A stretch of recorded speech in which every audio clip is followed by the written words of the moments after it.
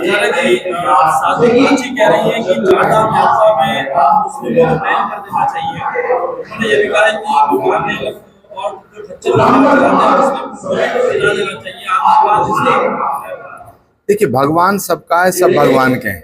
भारत में रहने वाला प्रत्येक व्यक्ति सनातनी है, लेकिन मंदिरों में और धामों में वही व्यक्ति जाने चाहिए जिनकी श्रद्धा मंदिर में है, जिनकी श्रद्धा धाम में है।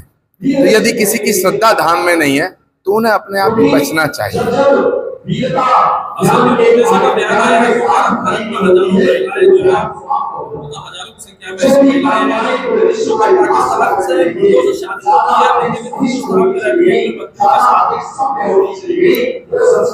देखिए, पाकिस्तान के मामले में और जो पहलगांव में जो हमला हुआ इसके बाद असदुद्दीन ओवैसी का जो बयान है वो राहुल गांधी और अखिलेश यादव से ज्यादा अच्छा है। असदुद्दीन ओवैसी साहब ने ये साबित कर दिया है कि वो हिंदुओं के तो दुश्मन हैं। ओवैसी हिंदुओं के विरोध में है, हिंदुत्व के विरोध में है, सनातन के विरोध में है। लेकिन जब हिंदुस्तान और पाकिस्तान की बात होती है तो वो हिंदुस्तान के पक्ष में है।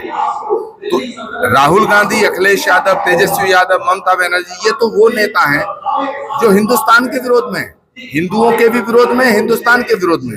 लेकिन ओवैसी हिंदुओं के विरोध में है मगर हिंदुस्तान के पक्ष में है। तो मुझे लगता है ओवैसी जो हैं राहुल गांधी और अखिलेश यादव से अच्छे व्यक्ति हैं। कांग्रेस के लिए भी कभी आपने बोला कि लेकिन कांग्रेस से एक बात तो राहुल गांधी जो है वो देश के साथ खड़े हुए हैं, होना चाहिए। भाई कांग्रेस कर्नाटक के मुख्यमंत्री हैं, वो पूरी तरीके से हमले को लेकर कह रहा है कि जो एक्शन लेना चाहिए। देखिए, राहुल गांधी कह कुछ रहे हैं, दिल में कुछ और है। राहुल गांधी जी ने कभी ये नहीं कहा कि वो राम के विरोधी हैं, लेकिन राम मंदिर का विरोध किया। राहुल गांधी ने कभी नहीं किया कि वो कल की भगवान के विरोधी हैं, लेकिन कल की धाम के निर्माण पे लगी हुई रोक का समर्थन किया।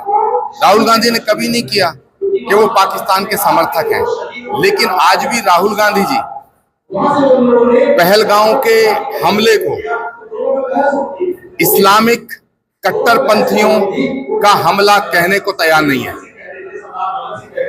वो जो बात करते हैं और जो बात कहते हैं, दोनों में जमीन आसमान का फर्क है।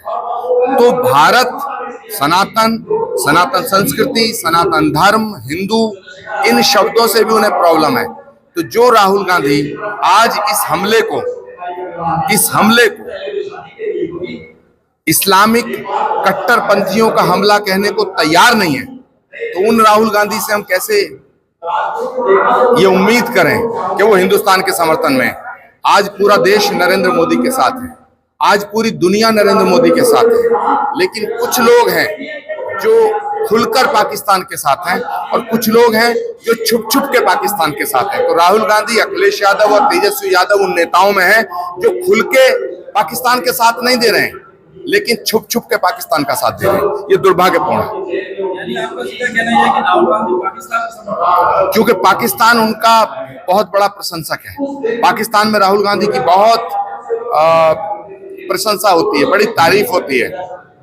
तो किसी आदमी की तारीफ किसी मुल्क में हो रही है, इसकी गहराई को समझो, इसकी वास्तविकता को समझो।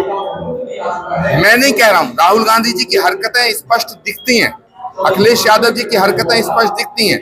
जो हिंदुस्तान को गाली देगा, जो पहलगांव के हमले में भारत सरकार को कटघरे में खड़ा करेगा, जो नरेंद्र मोदी को गाली देगा, जो योगी जी को गाली देगा, उनको राहुल गांधी और अखिलेश यादव अपनी गोद में बिठाते हैं। इसका मतलब क्या है? इसका मतलब यह है कि राहुल गांधी जी के खाने के दांत और हैं, दिखाने के और हैं। वो बातें कुछ और करते हैं, उनके दिल में कुछ और है। वो रहते हैं हिंदुस्तान में, लेकिन दिल पाकिस्तान में धड़कता है। ये जो मोदी है वो पाकिस्तान के समर्थन में आ गया, मोदी पाकिस्तान के समर्थन में आ गया।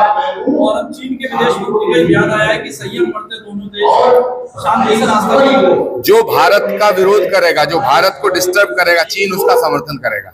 लेकिन भारत इतना सशक्त है, न चीन से डरता है और न पाकिस्तान से डरता है। लेकिन पहलगांव में जो हमला हुआ है पहलगांव में जो निर्दोष लोगों की हत्या हुई है, पहलगांव में जो धर्म पूछ के लोगों को मारा गया है, इससे पूरे भारत के दिलों में ज्वालामुखी धधक रहा है। और भारत सरकार से मैं निवेदन करना चाहता हूं कि पाकिस्तान से